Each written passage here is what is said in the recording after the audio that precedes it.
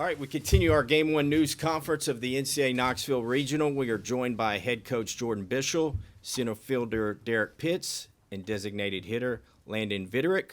Coach will make an opening statement, and then we will go into questions. Yeah, just good college baseball game. I have so much respect for Coach Walter and Wake Forest. He's just one of the best programs in the country over the last several years. So knew we would have our hands full. I think, two teams that take a lot of pride in making you earn all 27 outs. And I think their hitters did a great job making Nate work, and he battled through it. But our offense, I think, did some really good things in terms of just pressuring. Obviously, we had a little bit of free stuff early, but part of that's good hitting approach. And then combination of pressuring with that short game and then hitting the ball out of the park a little got us really that big inning. That was the difference, right? That 6-run inning, and proud of the guys for being ready to go. Questions? We'll start here front row and then go to second row. 8-0 lead early on. Was there a lot of Diet Mountain Dews going on in there? There's always a lot of Diet Mountain Dews. 8-0 either direction, 4-4, it never stops. But interesting thing at this ballpark, it's a good place to hit, and Wake Forest is really, really good offensively, and they're gonna make you earn your outs. So I knew 8-0 is where we wanted to be, but I also knew there was a heck of a lot of ball game left. Coach, you kind of talked about the second inning. When people throw around the term Bishel ball, is that like the perfect reflection of what you're talking about for that? I don't know what that means. What it means to me is our guys have worked their butt offs to play a style of baseball that has an identity, right? Like, it takes a lot of preparation to pressure in the run game, pressure in the bunt game, still hit the ball out of the park, take your walks, and attack the strike zone. And listen, if we did all those things poorly, there'd be memes for Bishel ball with fire him next to it, right? So I think it's a reflection of these guys just working their tail off to develop a style that's hard to contend with.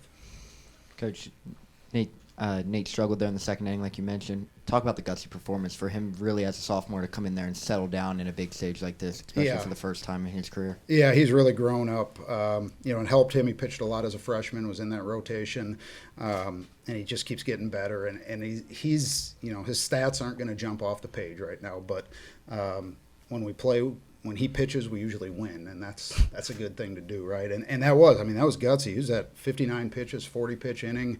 He could have been out of there in 2 1/3, no problem, and that's a lot different ball game. For him to get through 6 is, against that offense, pretty darn good.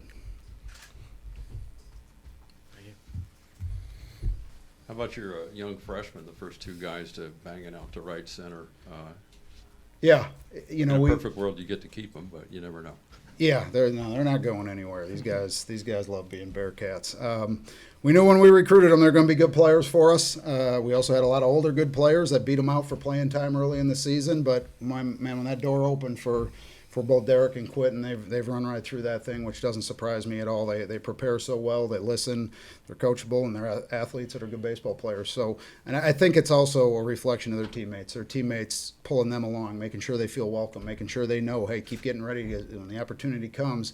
Landon's been hurt for a couple of weeks, and I said to Landon the other day, I said, hey, how you doing with not playing? It's not easy this time of year to be sitting out. And his immediate response was, yeah, it sucks, Coach, but God, I love watching what Derek's doing right now. And that's why the young guy goes out there and does well, because he's got the support of his teammates.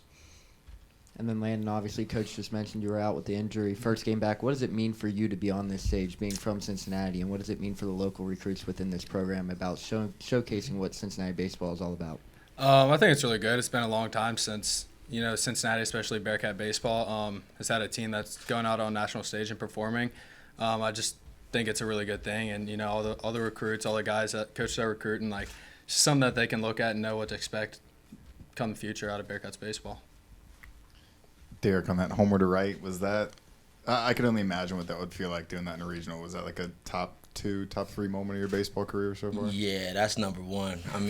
Hitting a home run in the regional is definitely something I've dreamed about. I dreamed about that last year. So, just going out there, having fun, taking advantage of every opportunity I'm given is just something that I love to do. So it was definitely fun and exciting. Coach, do you think Adam's mask adds some skill points? Why wouldn't a side armor have something like that going on, right? You probably missed that ball last week on purpose, it has 100%. Next year we'll probably have skull and crossbones on it too or something. But I'll say this though, he's gonna have to have surgery postseason. He's pitching with a broken nose. Landon went out there probably a little ways from 100%. He goes out there after taking one in the. I mean, it was a bad injury last week. To just take the ball and be calm and have no fear. That's another freshman, right? Pretty cool. Front row. For you and Landon, the plan for you to DH and not play the field, and how did it feel to stroke one there, right? I mean, for me, it was just I knew I'd be able to go out there, tough through it and stuff. It's just more of would I be able to give the team a better chance to win with me being out there, whether that's 80, 90, whatever. But I was just glad to get out there, help the guys get a win. We move on to tomorrow, and that's all that matters. Yeah, just good to limit time on his feet with the DH spot, and we'll see how he's feeling tomorrow. But he'll be fine. Yeah. Any other questions? Kellen tomorrow, I would assume, or Yeah, yep. Kellen O'Connor for sure tomorrow. That's you can put that one in stone outside of bus accident or something tonight. Okay. All right. Thank you. Thanks, guys. Appreciate it, guys. Thanks for being here.